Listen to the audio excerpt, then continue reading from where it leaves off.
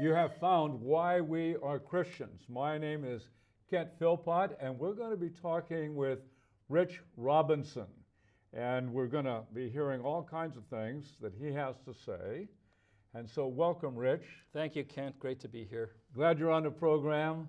And I have a suspicion this is going to be a 3-program set.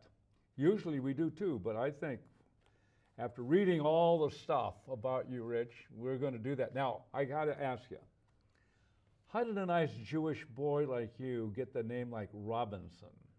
It's a great question. Our family name, my father's side, we were from Romania, and the family name there was Rievensen. Say that, what was that? Rievensen. Okay. And somehow, you know, as many people do when they came to the United States, they changed their name or had their name changed for them at Ellis Island. At some point, we became Robinson, and we're still trying to trace back exactly where that happened, but my great-grandfather, I think, already was Robinson by the time they came to New York City. So they came to New York.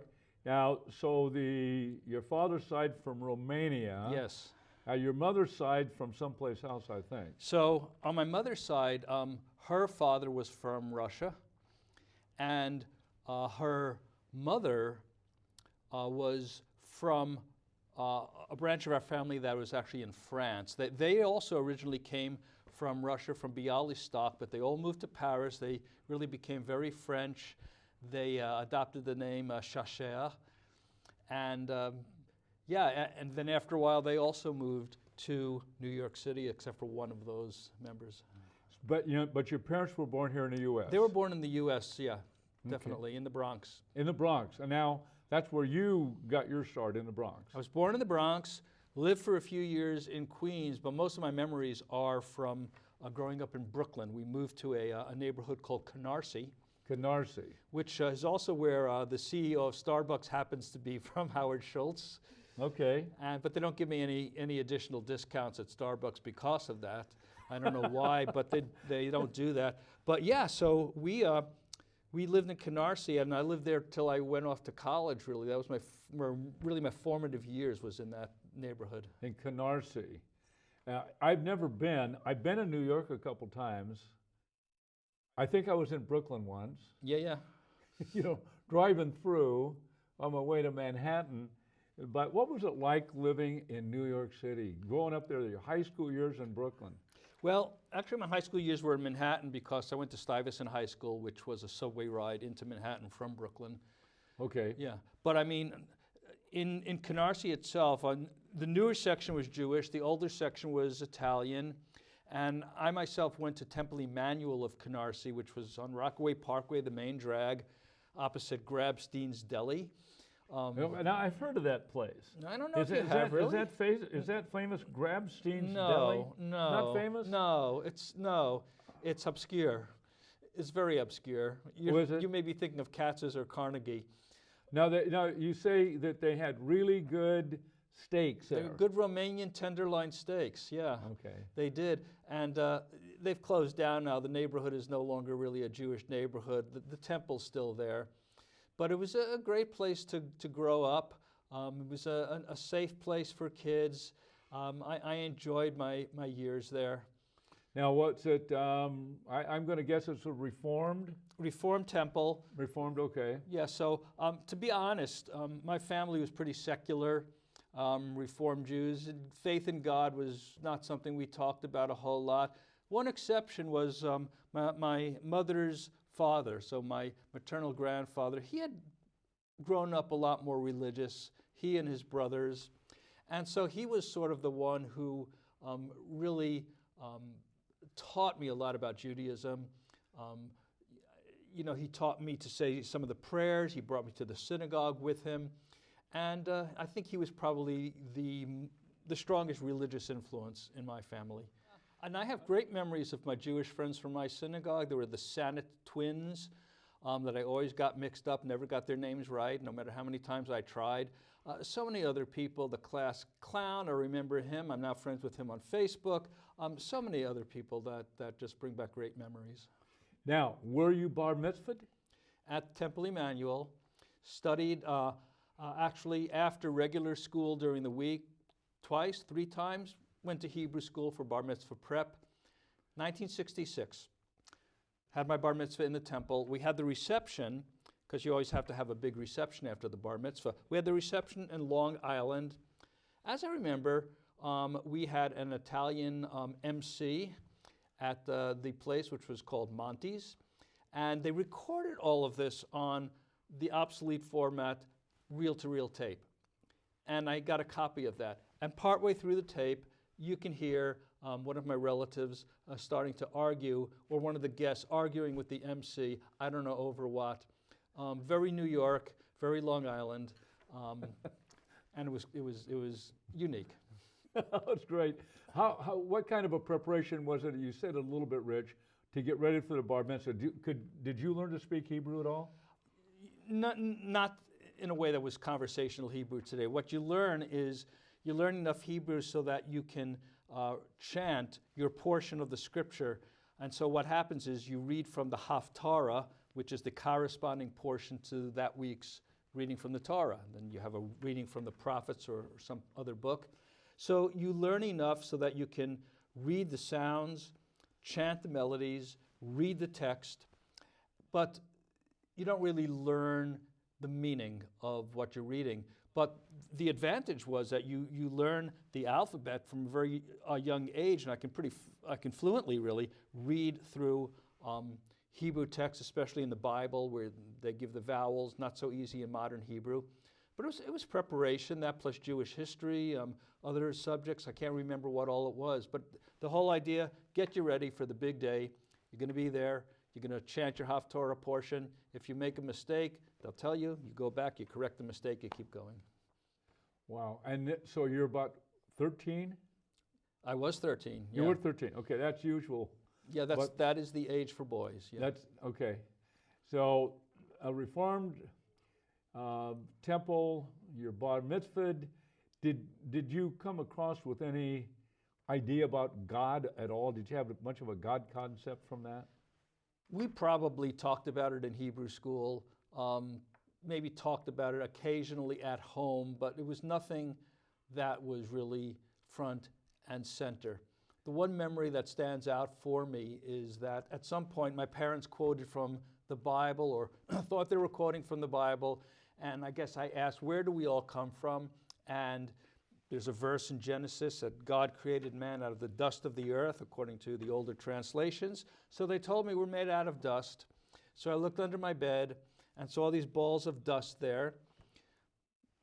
I don't know what that reflects on my mother's housekeeping. Maybe the balls of dust shouldn't have been there, but they were there, and I took a look, and I thought, how can we come out of that? And it was very confusing, and that was probably my main experience with God growing up. We come from dust. God made me out of those things that are under my bed. Well, you weren't an atheist. No, and I think I had, some spiritual inclinations. It's just that, my whole family to this day is basically secular, so God just didn't come to the forefront. I mean, even after my bar mitzvah, I was still involved in Jewish things. I went to a Jewish summer camp, but that was pretty secular also. It was called Camp Shomria. It was up in the Catskill Mountains in Liberty, New York, and it was run by Hashomer Hatzair, which is a Zionist youth organization. And like I say, nothing really religious about it. In the morning, we had Hebrew lessons, ulpan, like they do for a new immigrant in Israel. Then we had work projects that they called avodah, that's the Hebrew for work, as though you were on a kibbutz doing work. And we staged a production of a 1960s avant-garde play that was called The Persecution and Assassination of Marat, as performed by the inmates of the Asylum of Charenton under the direction of the Marquis de Sade. Now, that tells you something about the religious teaching. You guys were having some fun. We had fun. Yeah, it was good. Okay. That's really something. And you enjoyed those days. You enjoyed that period of history. Yeah. Didn't have much of a God concept. Oh, I was going to ask you. No. You gave me a little sentence there. Dust, Hebrew. When you go back in that passage, you know, about God making Adam, was it dust or dirt or what? Oh, I'd have to look at it. I'm thinking it's afar, which is dust, or but in the sense, not in the sense of dust balls that you need to vacuum, in the sense of dust of the earth type of thing. Okay, all right, Rich. I won't press you on that Yeah. one. Well, now let's get into a little bit of your education history. Okay, now I see. I'm a dummy. Oh yeah, I can tell. That's easy to see. Thank you. I got a couple books that you wrote over here. Okay, which we'll get to in the next program. Okay. Okay, we'll get to this stuff, but I'm interested in your education. Now, you got out of high school. What happened right after that?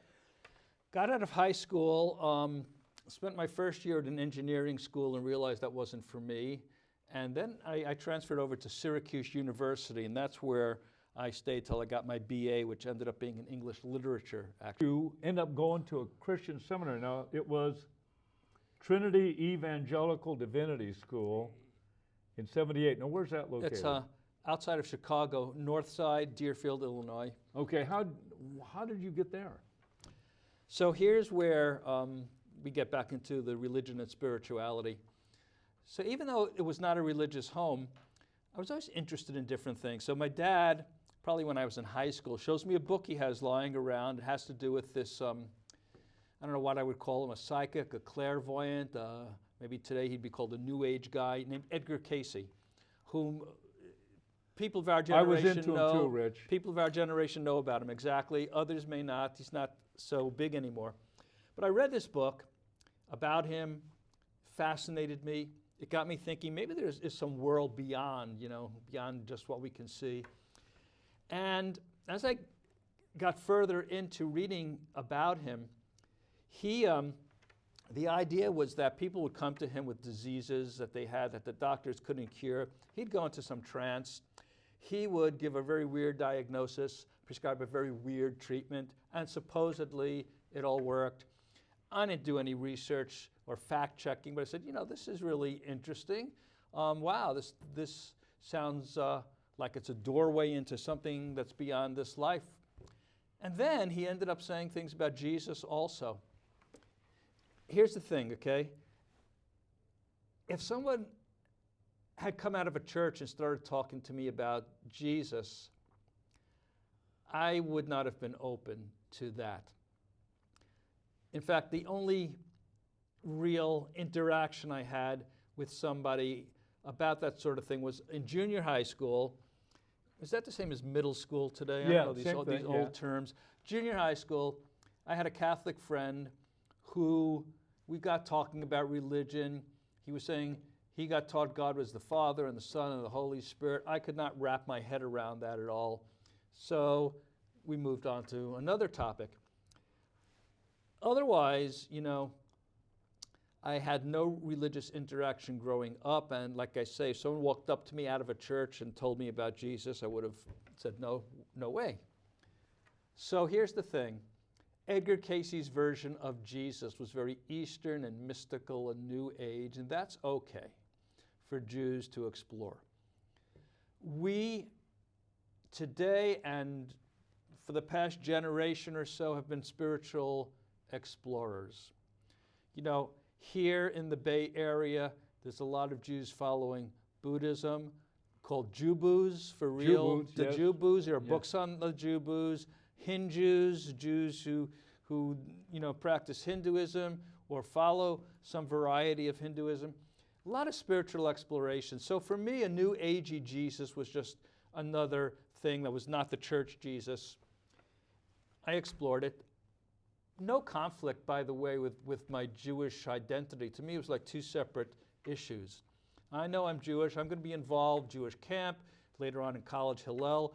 My explorations about Jesus, that's just another thing I'm checking out. So I start to read about Edgar Cayce, start to get really interested and find that Edgar Cayce says something along the lines of Jesus is the way to God. I said, okay, that's great. Maybe that's how I plug into God. And went off to college, and still found that I had a real spiritual hunger that was growing. And Edgar Cayce wasn't quite fitting the bill. It was all very interesting. It was all very esoteric. It was kind of mind-opening. But I didn't really feel I was connecting into God through this, okay? Now, Rich, that reminds me a little bit of myself.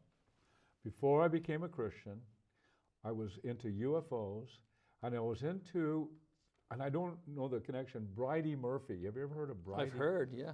And so I have a similar background in that sense. Now, this is while you're in Syracuse doing your bachelor's. That's at Syracuse, yeah. And, you know, I think a lot of people from that generation. So I start to do exploring of a lot of things. I think I attended a Hare Krishna meeting. I think at the same time I was, you know, attending the Hillel stuff that was going on. Now, what is Hillel? What do you mean? Hillel is the Jewish student organization. Okay. It's nationwide. You become a member, and you go to the services. They have classes, whatever. Just keeps up your Jewish identity. Okay. And so, you know, and I was taking classes in Eastern religions. I wrote one paper. I wrote one paper for a religion class combining, in my mind, Hinduism and Christianity into one religion. I think I got a D. You know, I wondered why the professor, you know, didn't see the brilliance of my proposal. And, you know, because it would have been world-changing, but it was not to be. And so, you know, I kept dabbling and experimenting, and I remember I bought a book called 500 Ways That People Can Grow Spiritually. Everything's in alphabetical order. You know, it's just you thumb through it, whatever, you know, floats your boat, you can go for. It started with astrology, it went to Zen Buddhism, I got to the letter Y for yoga. I said, you know, maybe I can plug into God with yoga. So I buy a book with, you know, the guru, the Swami, who is showing you in all the photographs how to twist up into the positions, and I found out I was not able to twist into these positions, which, you know, of course, that got me worried. What if salvation was only for flexible people? Then this is not a good thing. This is not a good thing. And I kept searching, and I was getting very frustrated because I figured there's some reality out there. I just can't grab a hold of it. And that's when I think God brought into my life a guy from one of the Campus Christian groups named Dan. Okay. And Campus Crusade. it was actually Campus Crusade otherwise for known now as Christ. Cru. Now they call it Cru. Right. You know, it's not a great name if you're from a Jewish family. I mean, I know Jewish staff people with the organization, but, you know, Camp Crusades has like a bad ring in the Jewish mind. Yes. They shortened it to Cru. So now, you know, a student can go home and the mother will say, what are you involved with? I'm with Cru. What's that? Well, it's short for crusade. I don't know that it made any difference. So you end up with the same thing. But the guy was with Campus Crusade for Christ. And, you know, they have this thing they bring out, the 4 spiritual laws. Oh, yes. Love them. And I was going through it with the guy, and I realized that as he goes through this, I realized, you know, it talks about what keeps us from God. God loves us, you know, wants us to have a full life, but what's keeping us from that? It's our sin, the sin in our life, where we put ourselves, they have the illustration, we put ourselves on the throne of our life, and everything else is all chaotic instead of putting God, so it's not so chaotic. And I realized, you know, Edgar Cayce never said anything about sin. And I said, okay, I really think that I agree that there is a thing called sin. I agree that I've done sinful things. I'm a sinner. And as we went through this, I did, at the end of the conversation, pray to ask Jesus into my life. But, big but, I was only halfway there because I still had so many impediments to faith. I still believed in reincarnation. After all, doesn't the Gospel of John say you must be born again? If that's not reincarnation, what is? Wrong, but not in the Jewish context, but that's how I read it. I didn't believe Jesus was God. I thought that was a lot of nonsense. I didn't believe the Bible was given by God. I thought if anything had authority, it was Edgar Cayce. And this went on, you know, I would meet with Dan. Now, Rich, let me make... Go ahead. Okay, now this is... this is when you're working with the people in crew and you're reading the four spiritual laws. Yeah. And this is what happened during that period of time. That's right. That's Okay. right. And so I met with Dan. We'd meet a couple of times a week. If I didn't like his answers, I would just stalk off in anger. I was a bit of a hothead. And he'd wonder, what's this crazy guy? Should I even be meeting with this guy? Look at how he behaves. And I'd call him the next day and say, I want to keep talking about it. Let's get together again. And I don't think he knew what to make of all that. But long story short, end of my sophomore year, I came to the place where I felt I was fighting God. That's the only way I can put it. I felt like I was fighting God. And that if anything was going to be true, it was the Jesus of the Bible and his message and his identity as God, in the flesh, as a human being, and the Bible as God's communication, his word to us. And that's when I think I really count putting my faith in him. I went home, chucked all my Edgar Cayce books into the incinerator. We had incinerators in those days. Yes, I remember instead those. of recycling.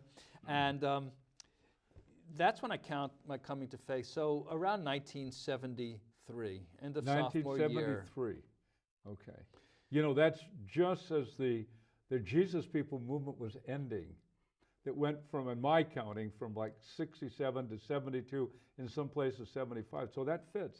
It fits, and interestingly, so that year I become a believer, and I got very excited about my faith. And I set up a book table on campus with literature for Jewish students about Jesus that I got from some Jewish mission that was in the area. And American Board of Missions to the Jews? it wasn't actually, it's the Friends of Israel. Friends of Israel, okay. They had an opera singer on their staff who would come up and give, gospel, opera, concerts or something. And he used to provide me with literature. So, Fellow named you became very zealous. I was enthused. I don't always like the word zealous. I was Okay. enthused. Okay. I really felt like, wow, reality is making sense to me in a way it never has before. And I wanted to, talk to others about that. So I set up the book table. The rabbi from Hillel, I won't attribute it just to my book table, but he started up a weekly class against the gospel, really, because 1973 was also the year of a big evangelistic thrust nationwide called Key 73. Yes, I remember. Which you'll remember. Yeah. And there was a bumper sticker that said, I found it. That was the slogan. Yes. I found it. You're supposed to ask, what did you find, or something. Jewish community comes back with a bumper sticker, we never lost it. So the rabbi starts a once-a-week class called Answers to Jesus Freaks. Back then, that was a name for Christians, if you didn't like them so much, the Jesus Freaks. So the first class, it's me and the rabbi, maybe 20 other students, 15 other students. After that, everyone loses interest except me and the rabbi, so we met in his office privately every week from then on. Now, I got to stop you, Rich. Why did they lose interest? Now let me get this straight. The rabbi, the Jewish rabbi, he starts a thing maybe trying to counter the Jesus freak thing. Yeah. So what was he trying to do? He was trying to ensure that the Jewish students don't, quote, fall for gospel presentations. And why did they all lose interest? Because they didn't care. It wasn't relevant to them. And so it was me and the rabbi, and maybe another Hillel student, or they had some Christian organizations. Maybe someone else would sit in once a week, but me and the rabbi, and we went at it for the better part of a school year. And some great conversations with some of the Hillel people also outside the rabbi's office. By the way, his name was Rabbi Elephant, but maybe he was pronounced elephant. He had a big picture of an elephant on his office door. So it was kind of fun. And I would talk to other Jewish students out there. One of them has since gone on to be a professor of religion in New Jersey. And it was a very stimulating time. It helped me solidify my faith. And most Jews, when they hear about Jesus, they see that as a conflict with being Jewish, and we can get into that later on. But for me, that really wasn't the case. For me, it was a question of truth. Who is Jesus? Is it who these people are saying he is? That's what I wanted. And I believe then and I believe now that something's either true or it's not. So, you know, the question was, is Jesus the Messiah? Is Jesus the way to God? If that's true, then it's true for Jews, it's true for Gentiles. It has nothing to do with leaving my Jewishness. What's true is true, and that's what I was after. And so many people I know, my wife is Jewish, and so often I think, well, if I believe in Jesus, I'm losing my Jewish identity. It's a very common way to think. That's how we're taught, because you know, we think as Jews, we don't think vertically so much. We don't think, you know, what does God want out of my life? You know, most Jews today are secular or certainly not Orthodox. And we think horizontally in terms of we're the Jewish people, the others are not the Jewish people. If you put your faith in Jesus, then you have joined those who are not the Jewish people, because Jews don't believe in Jesus. And you know, sometimes I've had relatives ask me a question like this: so why did you switch teams? Switch teams, okay. You were on the Jewish team. Why did you switch? Did you get a better offer? Why did you switch over? And you know, I have to explain, it's not a matter of switching teams. You know, I didn't move from, you know, team Jewish to team, you know, Baptist or whatever. It's a matter of, what does God want from us? You know, what do we have to do in this life? And if Jesus is the Messiah, then Jews should believe in him. They should believe in him of all people. So, but we don't think in those terms, you know. I know exactly what you mean, Rich. And well, we didn't get as far in the program as I wanted to, but we know where we're going to pick up in the second part of the program. Sounds good. We're going to get to that. We didn't even get to your next school. We didn't get you. We still got you in university. All right, we're going to continue this program. There's going to be another session. There'll be part 2, and there's going to be a part 3. This is quite a story. We'll look forward for more from Rich. So thank you for watching Why We Are Christians.